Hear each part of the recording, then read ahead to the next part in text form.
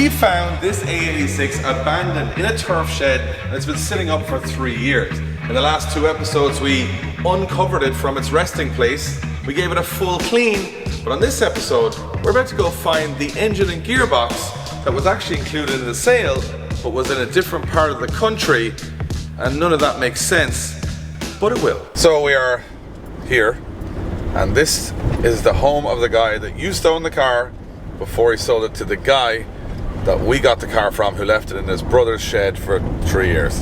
Doesn't make sense, doesn't have to, but there are parts from the car here and the paperwork for the car here, and maybe the engine we put in the car, maybe not, but we're gonna go grab it anyway, and we have another couple of stops to make today as well. So this is gonna be see what we got for free with the car. Might be fun, might be useful, might be rubbish, don't know.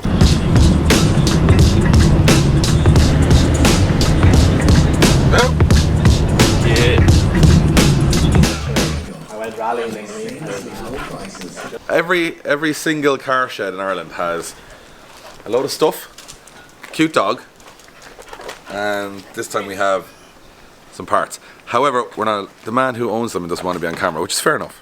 And this is his shed. This is the engine that came with the car. Can you explain why the engine is 3.5 hours away from the car?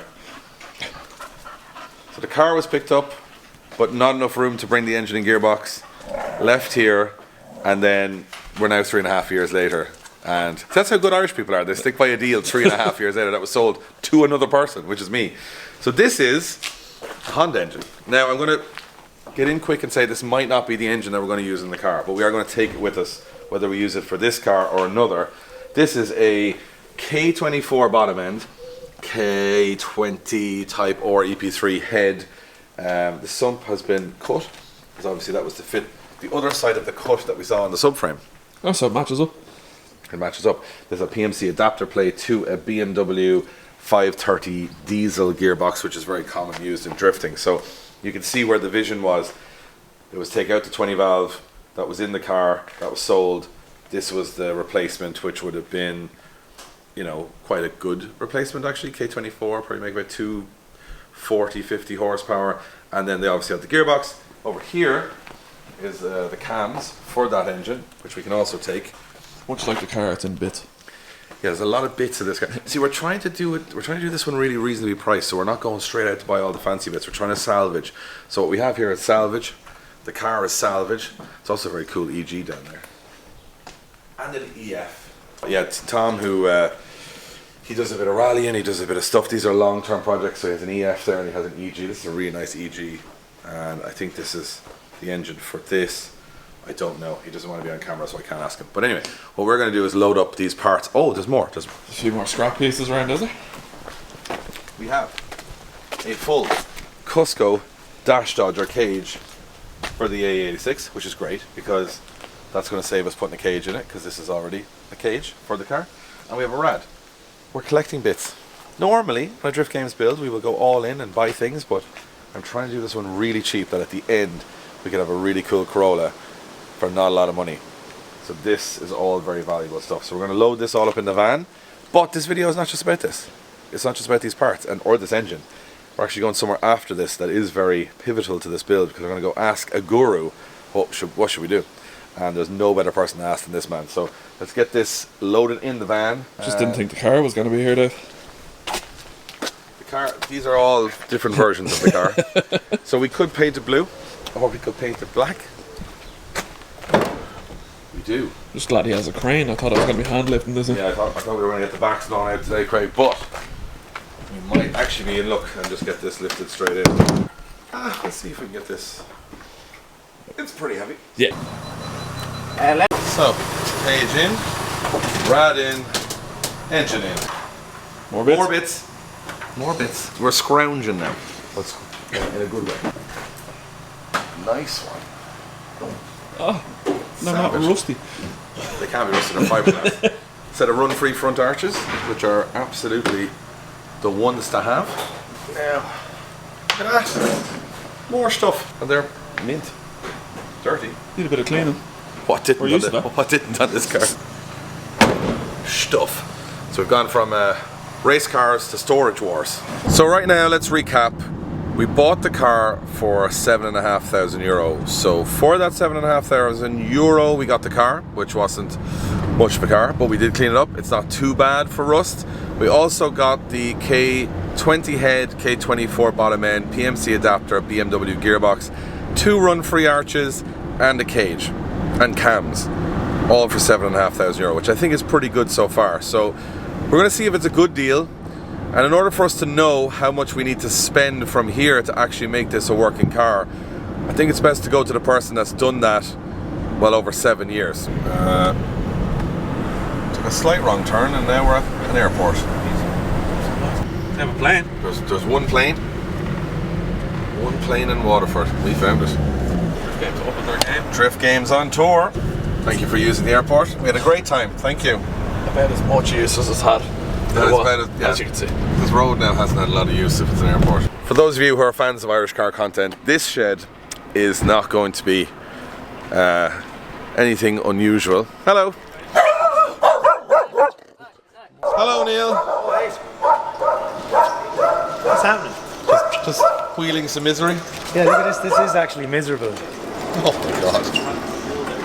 These dogs will bark at you for a second now, but they're actually sound. We were just saying that today is we've never once picked up a part in Ireland without there being a dog. Yeah, no, Every always single dogs. shed has a dog. And Dave's dogs bark at everything, so they're a great security. I think, in fact, if we just made it dog games, we could literally just go to the same places, and we've had Staffordshire, Bull Terriers today. What are they, Dave? Are they Collies. You don't know. Bring a pointer across. And that's just cool. So Dave's dog went off for a walk once around the corner and then got pregnant, and then came back, and then There was more dogs. there was more dogs. How many dogs was there? 7. And you kept one. Kept one. Well, there's 2 here, if I'm Yeah. not mistaken. That's actually the mother, which is mad. But they look like they're the same age. So obviously, we're on a Corolla hunt today, and we got some parts. We're going to talk to Neil about Corollas, because he knows more about misery and Corollas than anybody else in the country, I'd say at this stage. I don't know though, I don't know. There's probably people that have more misery than me, but I definitely had a sad time. So we're talking about engine packages today. Now I'm just going to put a spoiler alert. Well, This is not it. no, this is it. Look, you got a 1.34k, low mileage. This actually came out of the gold car, which is behind you. I was going to say, do you want to just throw it in our van and we'll do a big conversion? This will go straight in as well. It's all the same shit, man. There's a nice Neil pose there now. This is pure pain, man. That is like, what has he done and what And is it? you know what I'm actually at here, which is the most rubbish idea in the whole world. So I really wanted a K70, and I had a yellow one that I got, and then I went off and drove a grey one back from the Canaries, which is like buried over there because there's a crash repair shop. I've taken this engine out of this and putting a 20 valve in it, I'll show you, and then that's going into this, so I'm going to daily drive a 1980 Corolla with this heap of shit fossil engine.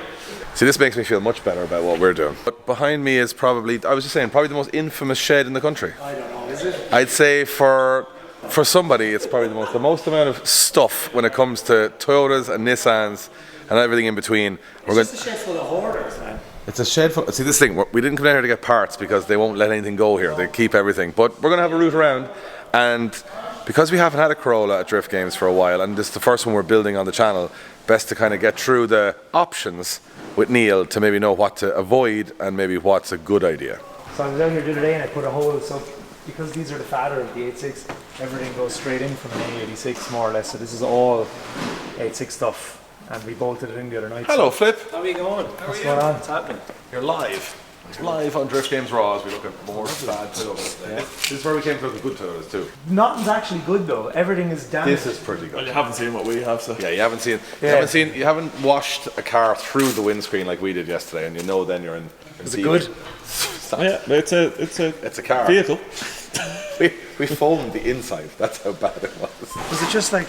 But it was sitting inside, was it? It was inside, so the rust, it's okay. Someone was fixing a roof and a hammer went through the windshield. Alright. But it's hard to believe that this was actually... It's actually better than this was at the start. Like, it's hard to believe that this was being used to store a door off a roller door off a shed and all sorts of stuff. Like, it's... So there's hope, is what you're saying. Yeah, but you don't have 7 years, so don't do that. No, so 7 years for perfection. I think where we want to be is right here, between this one and this one. That's like the perfect middle ground. Because I just bought this and just started using it, which is perfect. This I've watched all the videos on, and I can't even live through that again because it seems like an awful lot of work. I never want to live through that ever again. I don't think you have the lifespan. No, I don't think so. Through. Because I'm kind of nervous with this. That's why, like, I was actually the one outside. It's fucking berry, but it's pretty rough. And I was kind of thinking, I was chatting with someone. I went, it's going to go down the same road as this. So if I actually buy one that's kind of 80% mint, it can end up being spot on. Because all I have to do then is, but I have to convert it to right-hand drive and stuff. It was in a museum, as you said. No, it was absolutely gorgeous. Even someone got the steelies done, and looks hilarious there now because they put the coilovers and everything in the front, and you can see the back. Ah, yeah. It's got this like mint cream interior and stuff. I can pull it down for you in a minute. It's absolutely spotless. Well, we came here today because obviously we wanted to come and see that we haven't seen you guys down here in a while. Yeah. But also, we have a couple of options. Yes. And I'm gonna, because you're here now as well, I can actually get a little bit of what should we do. So, we have a Corolla. Yeah. And it's okay. It needs a bit of rust repair, but we can do that. Yeah. It's not bad. It actually, the shell is good. They cut a tunnel out of it to put a K24 with a K20 head and a BMW box in it. Yeah, I remember the guy that was building it. And it's cut for that. And we just collected that engine from another place, the old owner. It's strange. In Wexford, yeah. In Wexford. We also got run-free front arches and a mint, and we got a Cusco bolting cage. Okay, cool. It's concerning me that you knew about it and you didn't. I know the car. Yeah. I know from everything. The guy who owned it said if the car could talk, it would tell some stories. Yeah, I remember the car used to be in Cork, and then it got jazzed up with the run-free stuff from the T37Vs and that, and it was a really nice car. And then your man Tom from Wexford, then, because he's a Honda guy, he wanted to put the K-Series in it. And I remember him telling me about it, and I said, it had a 20 valve in it or something, it was fine.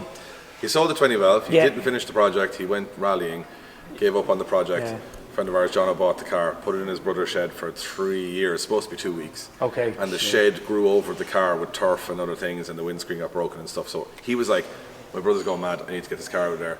So I bought the K20 head, K24 bottom end, BMW box, cage, arches and car for €7,500. It's pretty cheap. And it's Irish registered. Yeah, that's great. So we have the paperwork for it. Isn't it good that I think that's great, where anyone else probably think that's terrible? Like, I imagine any other country than Ireland, they'd probably go, that's an awful expensive. It's a good price. It's a good price. However, we want to do it as a track car and a road car. So in 87, so next year it's NCT exempt, we can just drive on the road. I think it's going to be a track car for the road as opposed to a road car for the track. I don't think I want to put the K24 in it. Yeah, it just depends. Like, what do you want out of it? I want to drift it. Do you want it to be reliable? Very reliable. I don't know. See, I'm going to veer more towards this sort of stuff because it's what's already been done to date, and it's like on the shelf. You can get it from like Flows or anywhere, you know. And like if you're doing something really bespoke, it just seems like it'll cause hassle. Sell it, is what you're saying. You know, like what I see is like, I was only saying it to the lads a minute ago, like when you go to like Japan or something and you see lads that have been drifting them for 30 or 40 years, I try just take notes on what they do. Yeah. And because they prioritize kind of seat time and driving over everything, like they just try and go for like what's kind of like the, you know, something that's worked and is reliable and easy to get stuff for. Now that'll probably be crap for like a YouTube channel because it'll be fairly, you know, it might be mediocre. You might have to build it up to jazz it up so people will pay attention to it, because people always say the same thing, oh, why aren't you doing like, you know, F20 or whatever, or V8, but like, I don't know, I just like the idea of something working. I think the problem I have is that the 16 valve, I had one, Yeah. they're too slow. Yeah, They're fun, but the car's performance limits what you can do. yeah, So you're kind of going around the track in the line that the car will do as opposed to being able to do more. The 20 valve is more what I like because it's got a bit more go in it. I kind of leaning towards an SR NA well that would be cool. Oh yeah, on throttle body. on throttle bodies. Yeah. Because it's a bit of a mix of, we have a lot of SR stuff And on the shelf. they're kind of like you get a lot out of it for what it is. Like. Yeah, like I was thinking SR maybe with a cam, ITBs, an ECU, Yeah. you might get 220 out of it. Yeah, Or sure, that's generously. That's plenty for a Corolla. Like. And it's loads for a Corolla. So it still has the character of a Corolla, Yeah, Yeah. the high revving and the fun and the easy on tires and reliable, but a bit more than a 16 valve, which I think can be under pressure. it can unless you build it. Like. Yeah, like say I think in Japan it works, like Mondello's tough on a 16 Yeah, valve. well, I mean, sure, I was just there last week and the crank pulley fell off this because, like literally the crank pulley just backed off and I've destroyed the keyway in the crank. I don't know if you can see that, but I'm having a really sad time. I went up and I was drifting the back loop, and only for I spotted it, and I had to drive the car home. So, but yeah, you're right. Like this is You need to have like 70 psi in the tires and hope for the best, because the track is so spread out. Where all the cars in Japan are used to like tight go-kart style tracks. And I like chasing people, and unless you're chasing another 16 valve Corolla, Yeah, you need to be all together. I kind of realise that for all the guys that drive in Mondello, and they're all driving 350Zs. Yeah. So I need something that's quick enough to keep up with a 350Z, but I don't want it to be a 350Z because they're dull and they sound terrible. So it's kind of like I want 350 cries in background. They're the best strip car of all time. They are, but that's why I sold mine. I actually sold mine as well to do this, because I just found them to be kind of really just like, not as, obviously I'm rubbish at driving, so I'm just trying to learn, but I wanted the challenge of the misery of a Corolla, because it's what I buzz off. I built a really nice 350, like put all the good bits in it, and it was lovely, but I just was like, I'd rather be in this. Almost a bit too sensible. Yeah. Like they're kind of fun to they drift for drifting's sake. Yeah. But they don't do anything very exciting unless you're chasing people, which they are. I want my crank pulley to fall off. Like, I need that kind of spice. I need to be like, oh fuck. I don't need that spice. You know what I mean? I want the I love the misery. For Corollas, I don't know anything. I've seen so many different things, and I don't know. Some people just put rack spacers on them. Some people go all out and put full lock kits on them. Yeah, you can do that. Like, even what I was actually doing to this right now is like trying to make everything adjustable. So I got those adjustable lower arms. Like, lads usually weld in like a 20mm spacer or whatever, you know, to bring out the track width on the bottom and stuff, and then adjust all this so you can get full adjustability out of what you're doing. Like, but then you need like knuckles and stuff. I think even just in this, I've power steering knuckles, which with a non-power steering rack gives you more lock. Like, it's kind of the old school setup. Yeah. But you can get like knuckles and stuff. Like, there's Japanese companies like Z-Grace and that are doing knuckles. It depends. With an 86, because they're so underpowered, like, you don't really want crazy lock, because it'll probably kind of, you're not going to be. It's going to slow you down. Yeah, it's going to completely slow you down. Like, it just depends on what way you want to drive it as well. Do you know what I mean? I think, like, obviously we'll do the BCs, which are Yeah. I had before. That's what's in this. Yeah, really handy. And then I've just like roll center adjusters then to fix the geometry, because it's slammed, and then adjustable tension rods, adjustable lower arms, and then I actually have rack spacers in there as well. That gives quite a lot of adjustability, I think. Right, so I haven't done anything to this car. This is a Japanese car, and there's plenty of lock in this, man. This is done the old school way. So this car was built in like the late 90s, and this is, when you see this is hilarious. This has got like roll center adjusters and negative roll center adjusters, so you'll already be able to see it there. But it's got like a roll center adjuster on the bottom, which is Cusco, and then there's negative roll center adjusters where you can actually move the shock out, so it actually it brings the track width out further. So it's a way of doing it without having adjustable lower arms, so it just brings the front track width out. That's pretty good lock, to be honest. Yeah, no, it's really good, and that's actually just a power steering knuckle, like, and then adjustable tension rod and stuff, so you can mess with your caster and that. But yeah, like, that's, man, I have not ran out of lock really up in Mondello or anywhere messing around with this, like, and you get quite a lot for what you have. But there is a formula, so like that sort of a formula is what I've done. So my Supra from Driftmaster, Tory, so I had to change the block on that. So I have a 2J block. Okay. And he was suggesting that I do a NA 2J with aluminium rods and rev it to 9,000. It would be cool. Which would be very cool. But it'd be heavy, I'd imagine. It'd be heavy, and he also said probably blow up Yeah. at 9,000 RPM as well. And that's fine for Darren, because then he charges me to fix it. Yeah. But I kind of want, you know, Darren? I'm just saying, I'm saying, would it be more fun for me to have something? I kind of want it to be like a Corolla, but with a bit more power. That's what I'm saying. If you the have 20 valves are good. The 20 valves are pretty good, but they're kind of nearly more expensive than an SRNA. Yeah, they are. They're hard to find, like. And when you find when people know what they have, so they're selling them for quite a lot of money. Yeah.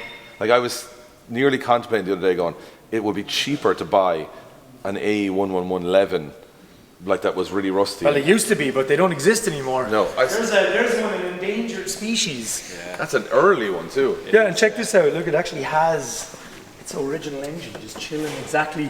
This one actually wasn't sacrificed for an 86.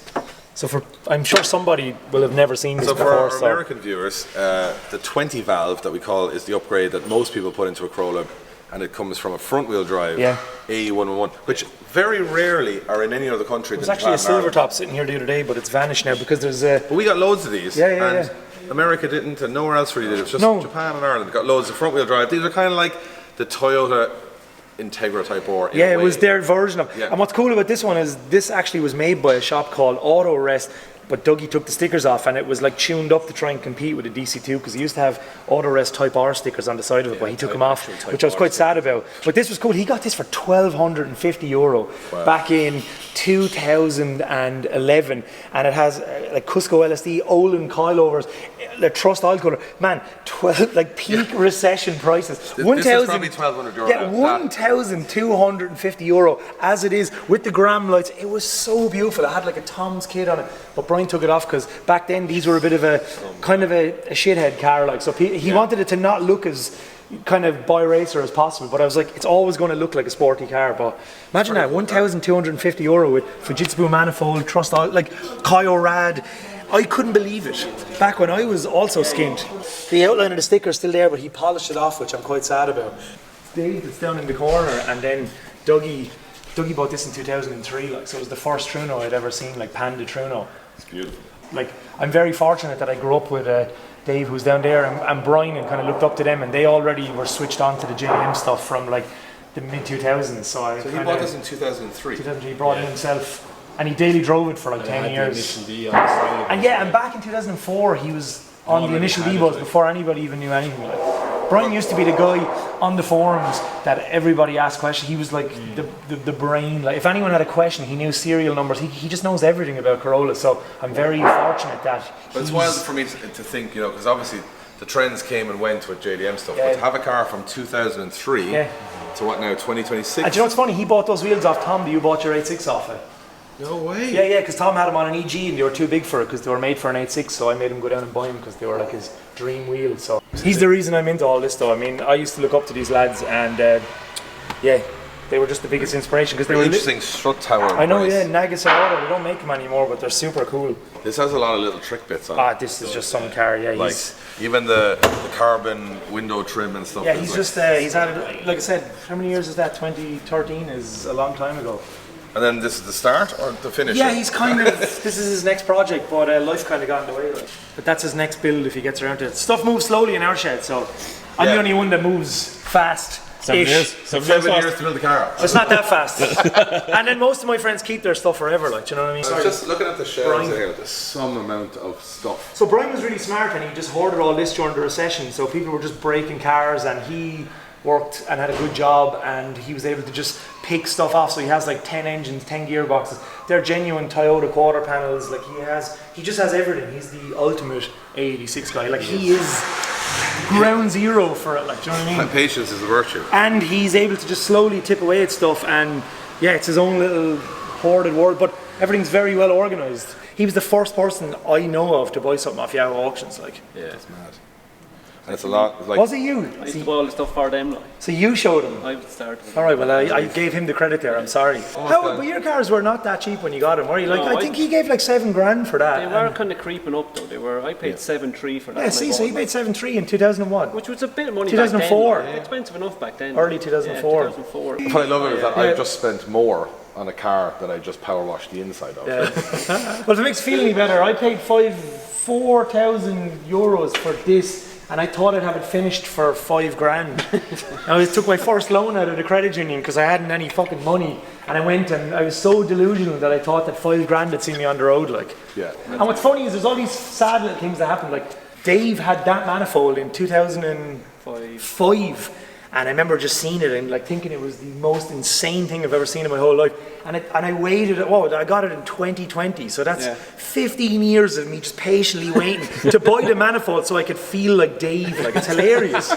But it's rare when you end up in the same shed with the person that kind of inspired you. Like, do you know what I mean? Very strange. And then they can just laugh at you and go, you're an idiot. I did all this already. Why are you doing this? So it's like a full circle moment. Yeah. And it's funny because I got the Corolla, I was like, I think I've had a lot of Corollas. I haven't been attached to them because I think there's somebody else's Corolla. Yeah, so if you get to build and this... the problem now, especially when I bought them in the last 2 or 3 years, is you buy one and it's too mint to do anything with or drift. That's why I bought another one. Or it's too crap to care about. Yeah. And you kind of go, I want something in the middle. That's why I bought it. Like, literally, like, the dream was always to have 11 in a Truno. I always wanted a Truno hatch and I always wanted 11 coupe, like, because I just think that's the proportions. I never thought I'd get there. So then this popped up and I was like, this is perfect. This is actually the car I wanted. Yeah, this is more. This is actually the car I want. And this is a result of all my friends just going, way, like, like being in a shed, like this was trying to impress my peers, and this is actually the car I want. autism. Yeah. This is me trying to get him to laugh at me, and Brian just going, "You're an idiot! Like, what's going on?" Incredible amount of cable ties on the. Yeah, just to try and stop the boost pipe from expanding. Yeah. The tricks. Yeah. 72 cable ties to stop the boost pipe expanding. That's cool because the same woman, I don't know, owned this from 1996 until 2020, like, and now she knows who I am because I made all the videos about it, and the car, and she couldn't believe it, and her mind was blown, and we've been chatting back and forth, and yeah, it's cool, like. It's a cool car, and it's very. But it's like you were saying, it's not super shit, and it's not super awesome. No. So it's just a drift car from Japan. And I'm kind of getting a buzz out of role-playing the Japanese drifter with her setup and everything, and I'll eventually add on to it, but I just put plastic bumpers on it because I'm crap at driving and I keep going into the grass, so definitely I think step up from this, but not this. Yep. What I'm trying to do is get more lads going to track days in Corolla so we can all drive together, because at 86, at days in Japan, if you go to Nico and stuff, you'll always see that all the 86 drivers go out together because they're all evenly matched, so they all have fun with each other. So maybe you could think of it even that way, of having one as like, right, that's the car I'm going to try and do with loads of Corolla. Alright, so that we've said it now. Do you know what I mean? We'll go drifting this and our Corolla. Yeah, because if you get like 5 Corollas at like, you know, like the bash, whatever, like it's better than like some fella sticking his 350 in your door trying to push 140, 160. And that's where the fun kind of comes out of it. Because I completely because you're not chasing 350s or like, you know, pro drift cars and stuff like. They're just not. But you see it in Japan, that's where it clicked at me. Like, they go to just open track days and all the 86 lads drive together. They don't bother driving with S chassis and stuff because they're just not really matched. Like, yeah. Now I'm getting more of a vision of what I want to do with then you don't have to try and build it to keep up with a 350Z, like, just stay because with you the boy. have. And you're all kind of respecting it a bit because it's not the easiest car to just batter into each other and get parts for. But it's, I don't know, it'd be like a specific niche inside a niche, like as if it's like an art form. And you know, when I go to Japan and see that stuff, like I'm sure, like you've seen it yourself, that's where it twigged with me. You're like, oh yeah, all the underpower cars are driving together for this heat. They're not trying to drive with fucking. No, like, I think that's the one thing I noticed is that there's a crew. Yeah. And they drive together. Yeah. It's not a random mix of everybody, which is very, very good. Oh, by the way, while I have you, the mirrors on my car, Neil Thompson reckons they're Spoon Honda mirrors. Yeah. And I just wanted to confirm with you, are they fancy mirrors from a Corolla or are they, because I don't know. Yeah, they're Spoon mirrors. Yeah. So what they are is there's a company called EC Works, and then Spoon made a kind of a version of it, and that's what they are. You can tell by the little notch on them. I thought they might have been run free, because the run frees are just a chop version of that, so they're like a stubby cup mirror, but yeah, they're Spoon. So, but they're still cool. Neil, like. You were right. He was very adamant about it. And I was like, well, he's a Honda guy, so... He was like, they're Spoon mirrors, and I was like, there must be some version of that. I was going to explain it on my own video, but so Dave got me into cars. I hate talking about him when he's there because it just feels a bit weird, but he got me into all this with Brian. They're like the OGs that started everything down in Waterford with the sheds and stuff, and Jerry, who's not here. Jerry used to own this, so it's cool. This car never left the group, but I bullied Dave into buying this kind of, and it's really rough and rusty. It's terrible. It's a Thailand K70 two-door. A lot of them have come into the country in the last few years because Irish people are obsessed with Corollas, but this is actually really bad. And because Monster essentially just gave us money to go and do some funny stuff, I bought the other Corolla, which is out there, and drove it back from the Canaries.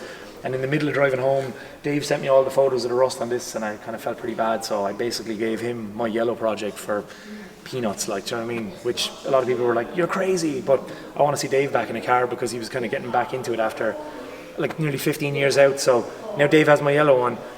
Now I'm building a wagon. This is going away, so there's all sorts. It's not on the Juicebox timeline yet, so people will be like, "What's going on?" But it's just a tease. But at least I may as well just tell you. But it's like you know, in Marvel when they go into different. What is the metaverse? Yeah. It's like, what timeline is this? So I'm sorry. There's so much confusion happening. We're actually filming this in 2009. But this engine so basically, right, this is where it gets hilarious. The paperwork for the glittery 86 went missing because the guy that fucking had it, he ended up going away, and so I was building the yellow car because I was like, right, I need a Corolla for over here because this is too nice. And then the second I bought this, the paperwork appeared for this, so then this was on the way to Ireland, and I was like, for fuck's sake. So like this kind of was a little bit redundant then, you know what I mean? So yeah.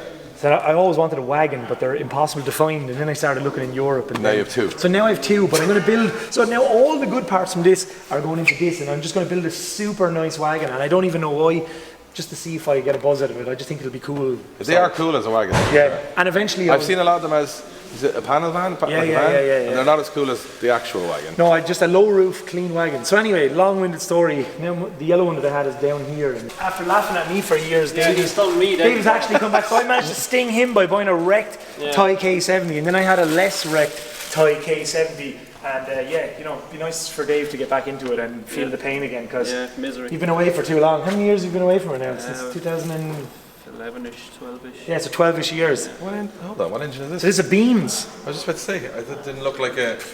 No, it's cool. There's plastic on it.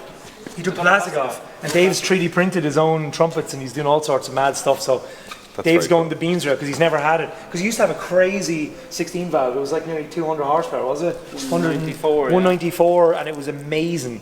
So you want to get the feel for this. So I actually looked at the engine while you were talking on. I have no idea. I've never because seen when the camera goes off, it looks completely mental. Yeah. Looks very cool, actually. It's like an engine. Yeah. So yeah, Dave's going to build a Beams K70 to play the game with Sad Corolla again, and there's a whole load of stuff happening in the background. You'll see it all on the Juicebox channel. Yeah, in like 5 years. Like everyone will have forgotten this video by the time. Yeah, but it'll be cool. So I was like, World War III will have happened. Yeah. And they'll be like, sometimes you watch a Neil video and you'll be like, this week on, and he's still in COVID. Yeah. He's just walking around with a mask on. And you're like, because some of these Thai cars are literally a game of Russian roulette, because they were obviously everywhere in Thailand and they were worthless, and then Motorfix made them cool, so people were just taking them off their granddad or whoever the feck, filling them with filler, slapping cool wheels on them and stuff, and then Irish lads are like, hey, so it's like Japan all over again.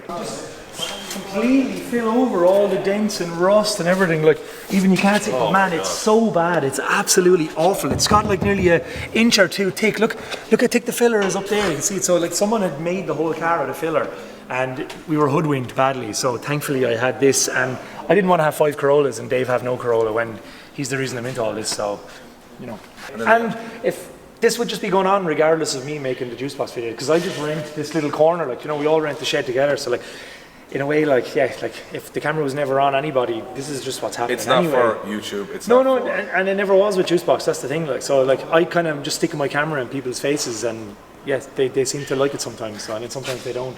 So he hasn't done anything, but his car's on the way. So because we did the T-shirt and all the stuff, and so he started. I was there. I was first on the scene when this went into the accident. It was a scary one. So he's renting this space because he has no space over here, because this is one of our friends' spaces as well. We should show The this. bus is leaving. 2019. He's trying to sell it, sure, but The bus is leaving. But when someone The tries bus to has buy been it, late for a while. yeah, it's been leaving since 2019. Like he got it for 500 quid. It'll probably be 20 grand to do the conversion, and when he's finished, it'll be worth 10 grand. Which is like that with everything, Yeah, but that's you know. actually a lot of cars and campers are like So that. this whole madness here then is that, and well, hopefully soon Ruben he'll be back in a car like so. Another one of our friends, Eamon, has a nice Skyline. He hasn't been out in a while. He just kind of life's got in the way. I think everyone's at a weird stage where life's just getting in the way, like so. But that's his. He bought this off. But you know what I like about it is that a lot of people, life gets in the way. They sell everything. Yeah. And then a lot of your friends have just kind of kept it in the background. Well, we try and tell him that, like, because a lot of people over the years have sold stuff and regret it. So It's a mad spot. yeah, just everyone has their It's own like, little you know space. what, and I mean this in the best possible way. It's like Japan and Waterford. Yeah, It's except like for the space. someone gave us a massive shade. I was about to say, if everyone was crushed into half the size, it would be flat. Anthony and Stephen Barrett used to drift in Pro Drift back then. It still has all That the is an Pro old Drift school car. stickers all over it. So this is an actual old Pro Drift car. You still have the visor on it. I'm just taking it off. But this is like a 2007 competitive Pro Drift car. This is left as is. A&S imports live from the Celtic Tiger. But this came out for our barbecue in 2019, and he said he was coming back for 2 days later, and he never came back for it. So. This is a hoardy kind of spot. This is not a sales And place. it's so hoardy that like he has 10 of everything, and when I need something, like he'll be like, I don't know, like, you know what I mean? Eventually, sometimes, but yeah. We have zero of everything, so we need No, that. and it'll be hard to get a part out of him because he knows like how hard it is to get that stuff, and so do I. So No, I said while we were down this side of the country, I wanted to come swing by, say hello, but also you've been down the road, and so has everyone here with so many different things. Yeah. That the first thing you'd say that's wrong, someone go, no, don't do that. I did that. That's bad, or this or Yeah. that. Is the car too far gone? It's very cool. this is kind of smoky at the moment, so I might go in this first to bed it in. I don't know. I feel like we're just doing a lot of farting around down here, but it's fun. But farting around is kind of what car guys do. Yeah, it is a lot of farting it's around. a lot of talking about it, and then like I'd say if you did as much doing as talking, Yeah. it'd all be done. But then the talking's fun and the notions we are do fun. a lot of. That's why everything moves a bit slow here because it's just way too much. I kind of aiming for November. Yeah. 'Cause we have a bash in November. I Yeah. want the Corolla done for that. I don't know. I know you guys actually move fast. So you might be able to. We did build a Ferrari with a Volkswagen I know engine that's in 5 what I weeks, mean. So I have I'm the talking boys. to the wrong guy for that. But I just know. No, you're talking to the right guy. Yeah. I have guys though that can do that. It's just- I can't do it. I just like to buying as much stuff. Well, That's I'm going to just ask you available. guys at home because this is our Drift Games Raw channel, which we kind of want you guys to be involved in the build. Yeah. Darren McNamara's idea of 2J aluminium rods, 9,000 RPM sounds great, but sounds like a lot of expense and work and time. Yeah. The SR is kind of where I'm leaning because we know SRs, SR box, ITB'd SR. That would be cool. Would be quite cool, and still sound kind of like a Corolla, feel like a Corolla, but a bit definitely. more power. 20 valve is the easiest way because I think we even Yeah. have a loom for a 20 valve with the car. And you're like they came from factory with the ITB setup and everything, so you're kind of getting basically like an entry level race engine for all the world. Like You guys make the choice: 2J, NASR. So Darren's idea. yeah. Dave's You know what the idea. internet's going to ask though? The internet loves chaos, so they're going to go put the 2J in it because that's what the internet will say. But it's never going to be done by November because it's a whole bore the engine. Pistons are custom. It's going to take forever. It's going to be very expensive, and it's probably going to be great. But more, my big problem with all that, the more power you go, you have to change the back axle. You have to change all because that. everything has to be upgraded, replaced. and then you're into a huge build, and then you're like, well, I wouldn't do it on this Corolla in the first place because Yeah. I just got a better Corolla. And then you might end up hating the Corolla if you want one that you can just. I jump into this all the time and I just drive the crap out of it. Like, do you know what I mean? That's kind of what I And want. that's same with this, like, where like they're not. People who said it was what's his name from Hoonigan, like overbuilding cars for the internet, like, do you know what I mean?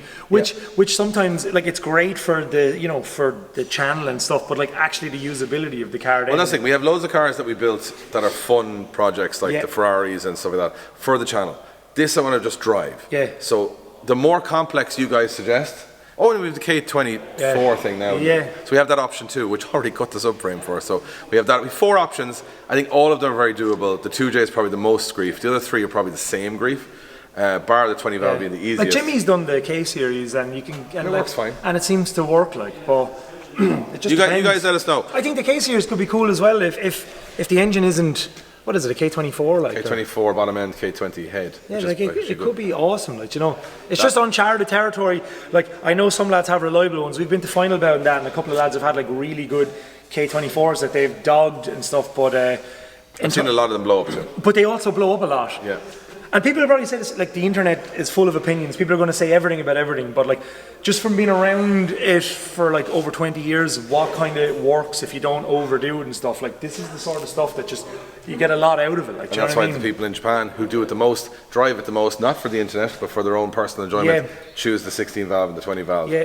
So you let us know in the comments, and we're gonna have a bit of a chat, bit of a catch up. This is a random episode as always, but that's Drift Games Raw. On the next one, we're gonna make a decision on the running gear. We're gonna start stripping down the entire shell to see how much welding we need, which is probably a lot.